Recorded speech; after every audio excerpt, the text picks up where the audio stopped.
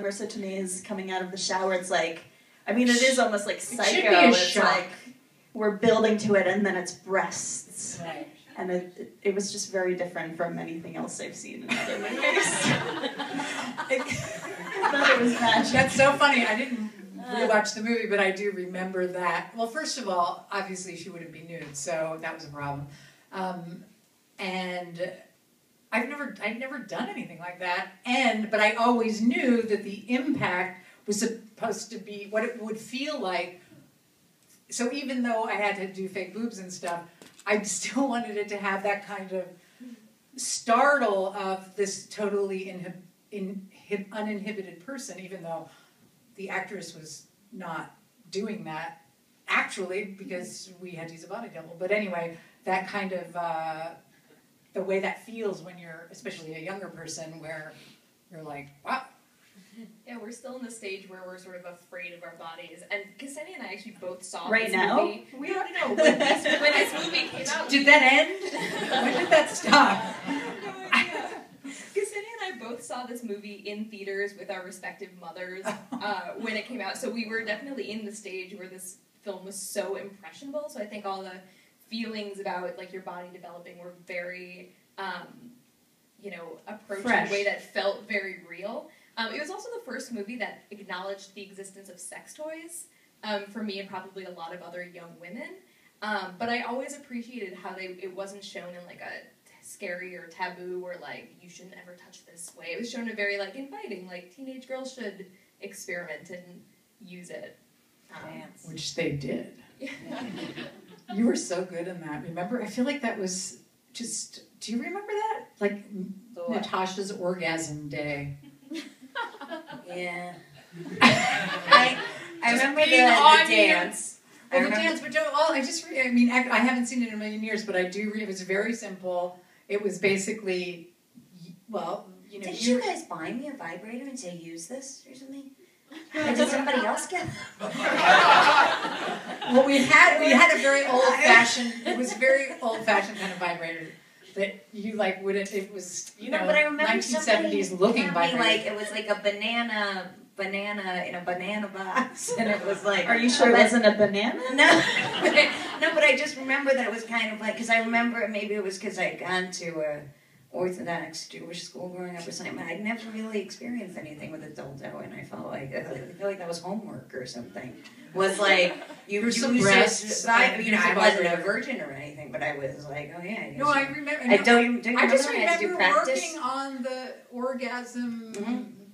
Somebody just told me something so funny that when somebody was a young person in a movie trying to have their face and they pulled their toe. It's Brooke Shields in with Franco Zeffirelli. Pretty Baby? No, he twists her toe to give her off screen to give her have an orgasm. And so she goes ah. Or something. And I was like, I did not do that to her. I was so over her. But is that Lagoon? Is it Blue Lagoon? Yeah. Which I never saw. So anyway, her orgasm is probably. No, she had somebody pull her toe and twist it. That's. I do remember though I can like still feel for some. I mean that movie is like so current for me. I can still feel like the cold on my back from that when he's like cutting up my boobs, even though it's a body double that he's drawing on. For some reason, it was like I can in this instant remember how cold it was in that room, and that it was like really dark. Like it was a scary, like whole situation was very like vulnerable. It's just so weird. Remember, like I can also feel like I remember like me doing push-ups, getting ready to like burst out the doors after to run out, and I remember doing like all these push-ups, and it was like I really like this movie is so vivid for me. Just all the little feelings of like each scene. I can almost. I mean that dildo dance. Remember was after that car accident that shut down production or whatever, and Tom remembers. And we had to like hike my nightgown all the way up. So I remember like. It was like, damn it, kid, you gotta be funny and dance, even though, so we can't shut down production anymore. And I remember really, like, dancing through the pain. Do you remember what we had to do costume continuity wise after that? Was they just hike everything up? No, because you were wearing that halter top. Yeah, and I had like a steering wheel scar that I still imprinted have on here. her And I was like all chest. cut up all the way up here. It was such a nightmare, remember? Yes. And there we go. So resentment all these years later. PTSD kind of Q&A? Or What did we have to do Healing. continuity-wise? no, because you had, you had established that halter top, Right. like in Sizzlers or something, Uh-huh.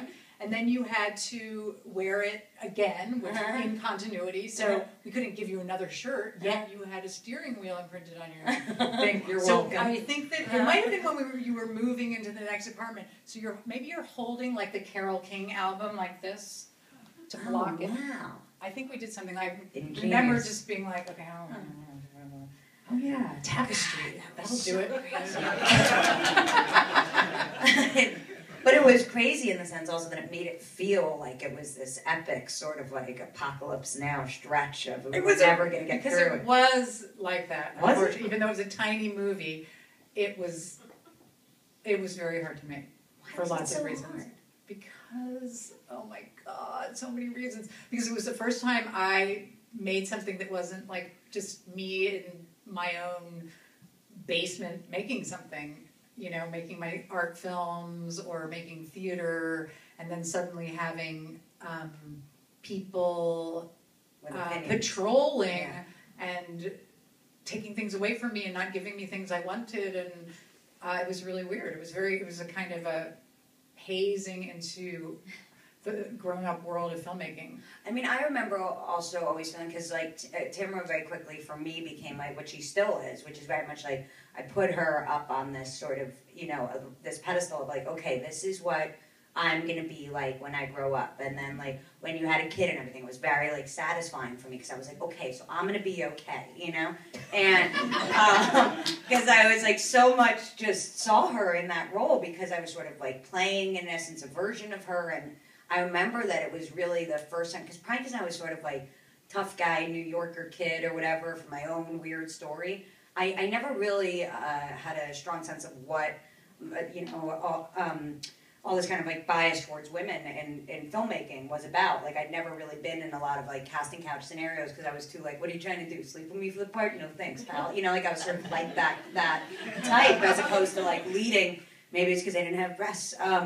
But I remember sort of at this young age having you on a pedestal and seeing this kind of weird dynamics that I couldn't totally piece together, but that it just felt like there were situations where you were being almost, I don't know, like persecuted in a way for being a woman, essentially, for being yourself. Because I remember you had like the hair and remember those little jean shorts and like, it was just kind of like, it felt like there were battles. I can give you a really good example of something that happened Tom knows what I mean, right? This is